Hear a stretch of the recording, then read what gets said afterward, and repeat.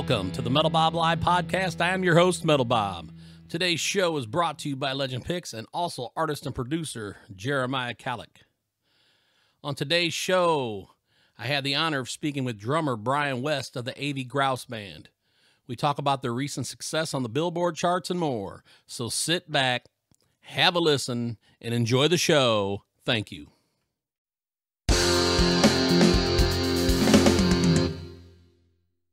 All right, on the phone with me is Bryan West, drummer for the Avey Grouws Band. How you doing, Bryan?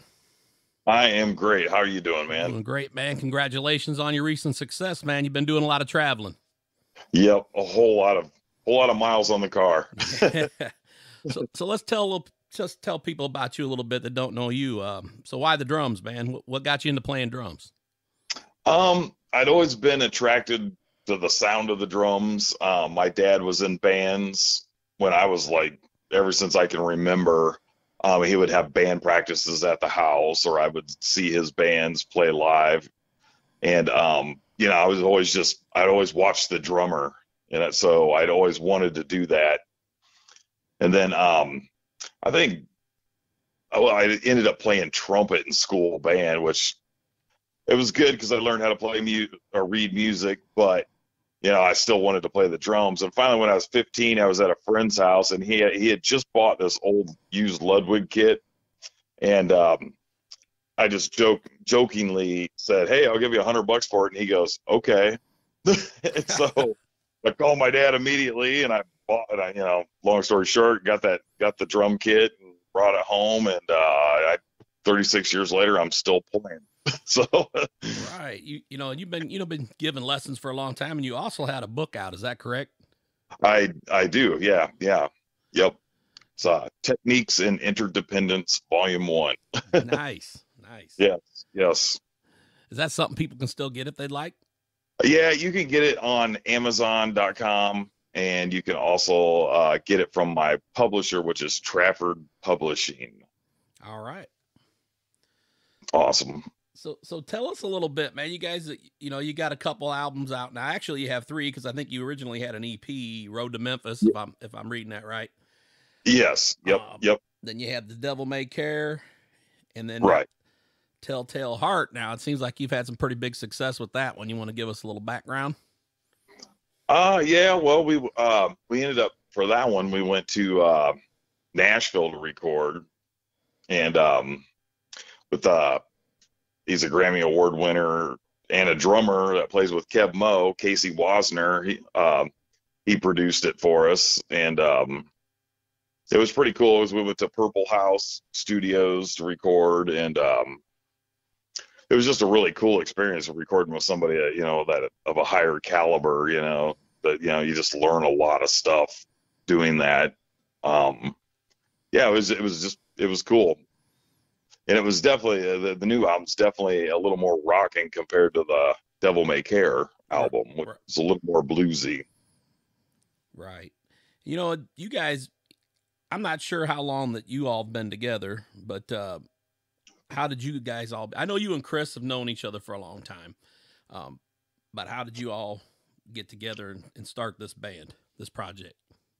What happened was, let's see, when the Muddy Waters was open here in Bettendorf, Iowa, was the blues club owned by Hal Reed back in the day. And Jenny just happened to be in town, and Chris and I were hosting a jam there. And so Jenny's in town for some radio convention because she used to be in radio. And she asked if she could get up and sing. And we're like, oh, yeah, okay. Yeah, just some other singer. Might be some karaoke singer or something, But we get her up, and she just blows the roof off the place. And we're like, me and Chris looked at each other, and we're like, oh, man. And then, played about 4 or 5 songs, and she just killed all of them. It was so good. And we got talking. Me and Chris later, we got talking. We're like, we have to get a band with her. We have to somehow, some way, we have to make a band happen with this girl. And so that's kind of how that started. It took probably a year before that even happened. The band officially formed in 2017. Okay. We were doing the Chris Avey Band for a bit with me, Chris, and I think Dave Abdo at the time. And so we got Jenny to come and play with us as a special guest a few times, and we were just like, "Yep, this has got to happen." So yeah, 2017 came along, and we officially became the Avey Grouws Band.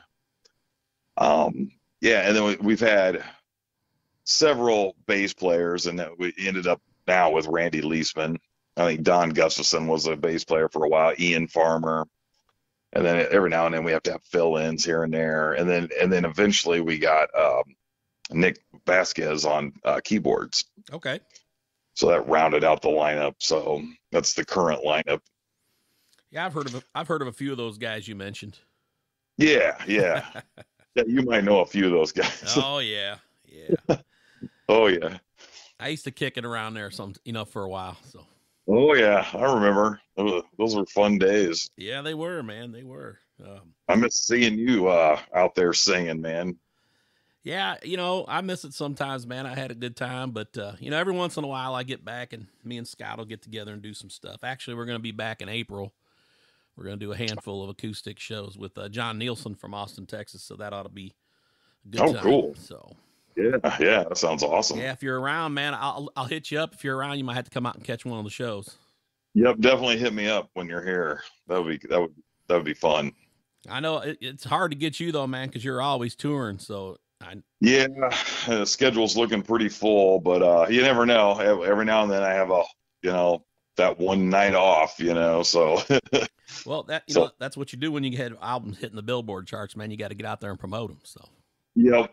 And just hit it hard, man. Just keep pushing it. Now, weren't you guys, not nominated, but weren't you suggested to be nominated for a Grammy? Is that correct?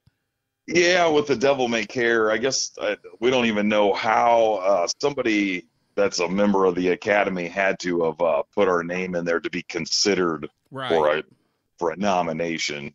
I know it's confusing. Well, that's the word I was looking for. I know there's a big consideration deal, and they kind of break it down. And yeah. So, and I forget who won. I think Robert Cray and Marcus King. I never heard of those guys, man. Yeah. No, but to even be considered, that's an honor, man. That's great. Yeah. It was pretty cool. Took us back, like, wow, okay, wow, that's pretty cool. Yeah. Just have that, just throwing the name Grammy around our name just sound, it's kind of cool. So it is cool. But so yeah, I see you guys are man, you got a bunch of shows coming up. I can name a few. I know you're going to be in Decorah, Des Moines, Kansas City. That's kind of the one I'm hoping to get out to. Yeah. I think Wichita, Kansas, somewhere in there. We're going to Florida in October for wow. Yeah. 2.5 weeks. I couldn't tell you all the gigs, but it's still in the process of being booked. But it's happening. So yeah, it seems like the list keeps growing about every couple weeks. Yeah. Now that things are starting to get rolling again, more things are starting to come in. I think some of the festivals that we normally would play, people weren't sure with the whole COVID thing, if it was going to happen or not. So everybody's cautious these days about putting on a festival. I think 2023 will be a better year for all that stuff. I think it'll probably be back in full swing. Right. But this year we're just really getting back going, which is nice finally. Yeah, it was rough there, man. I mean, I've talked to quite a few people on the show, and the only good thing they ever had to say about the whole shutdown was it gave them time to finish projects and write music that they probably would have never gotten done.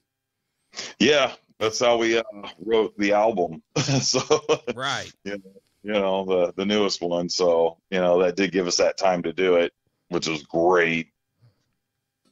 Absolutely. I ended up taking a bunch of about 30 lessons with Mike Mangini from Dream Theater. I seen that. That's really cool, man. Yeah, and without that happening, that would have probably never of, happened, without the COVID thing, where I could actually do this online with him. So it's pretty cool getting to know a guy like that. And I learned, it completely changed my playing for the better in so many ways. Like, yeah, I believe at 51 years old, I'm getting that much better. It's crazy. Well, that's funny because I heard that with every instrument though, you're always learning something. Yep. It never stops. If it stops, then you're just done, probably. Yeah. So, But you guys got any more shows coming up with any? I know you played with Walter Trout not too long ago. I bet that was a great experience. Oh, that was awesome. That was great, and that was like one of our first. Yeah, probably the third show back after this whole layoff from the COVID thing, and that was cool. And they ended up getting Jenny and Chris up there to jam with him at the end of the night. It just blew the roof off the place. It was cool. I mean, people just went crazy. Right. And if anybody wants to see that, I think it's on YouTube. Yeah, there's some videos on there on Avey Grouws Band page. I have them on my page too. Yeah, they're out there and on YouTube also. Absolutely. We have Chris Lager we're going to be playing with. I think that's in May, if I remember right. Okay. That's another one. Geneva Magnus is another blues artist that we're going to be playing with, and I think that's just later this year. Nice. And we also did play with Joanna Connor from Chicago. Okay. And she was, God, talk about killing it. Oh my God. It's like, whoa, what a band. And her, and everybody was super cool, and it was a good time. Nice.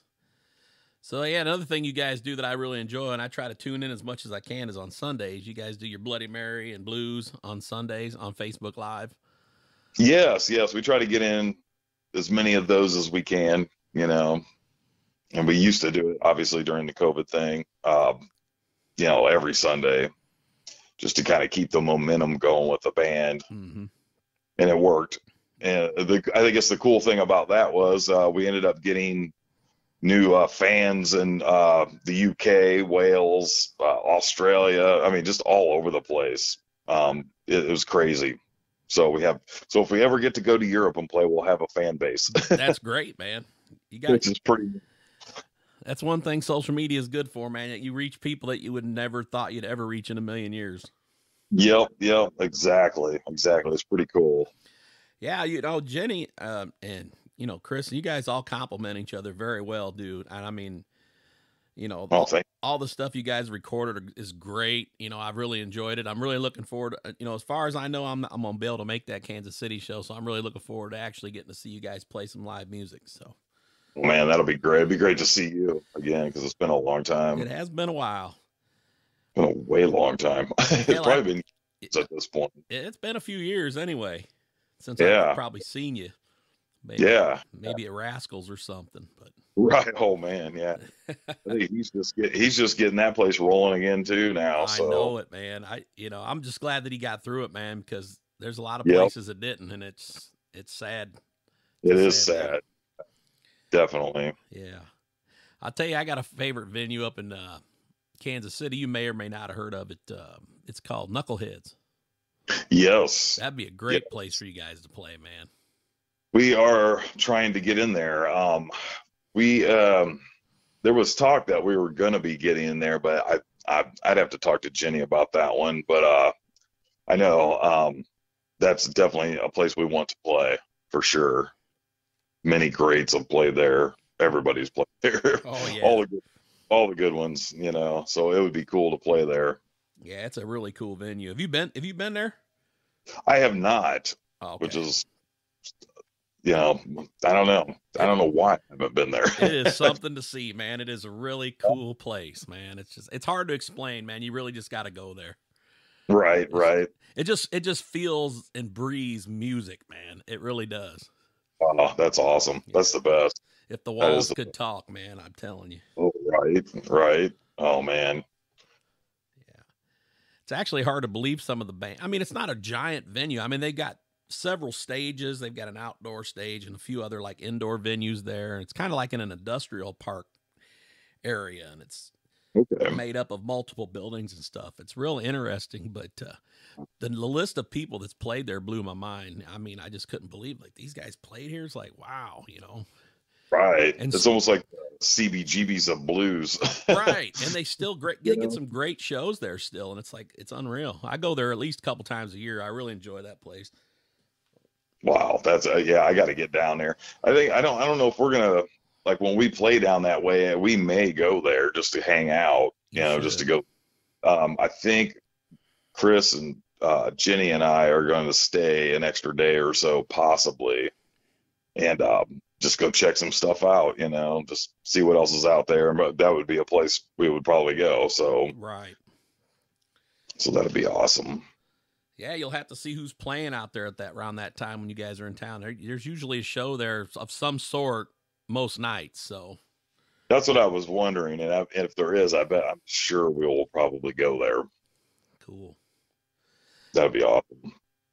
Yeah, I don't have the dates in front of me, but I think your Kansas City show is in June. Does that sound right? I think so. Okay. We've had so much stuff coming in lately, and it's like now it's just a big blur.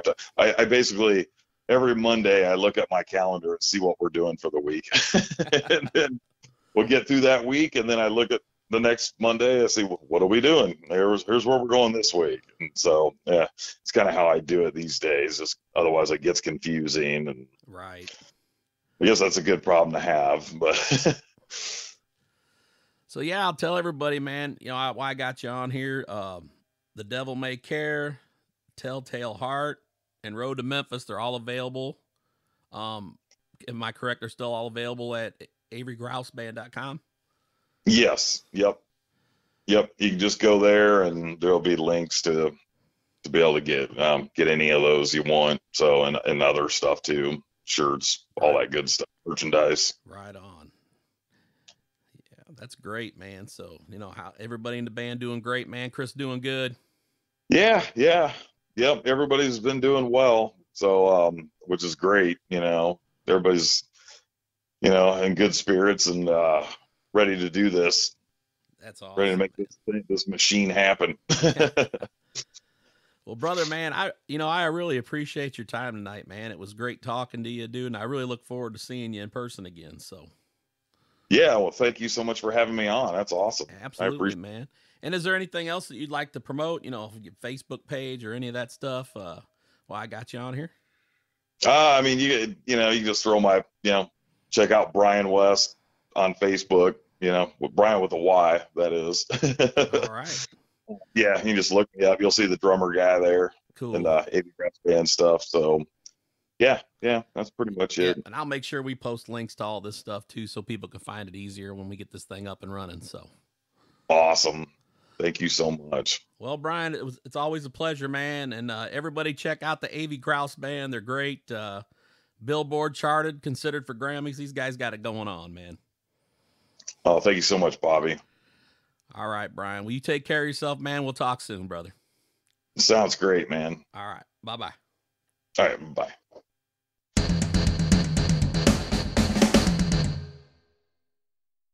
That concludes today's episode of the Metal Bob Live podcast. Please see our website for our sponsor links. Thank you for listening. Metal Bob out.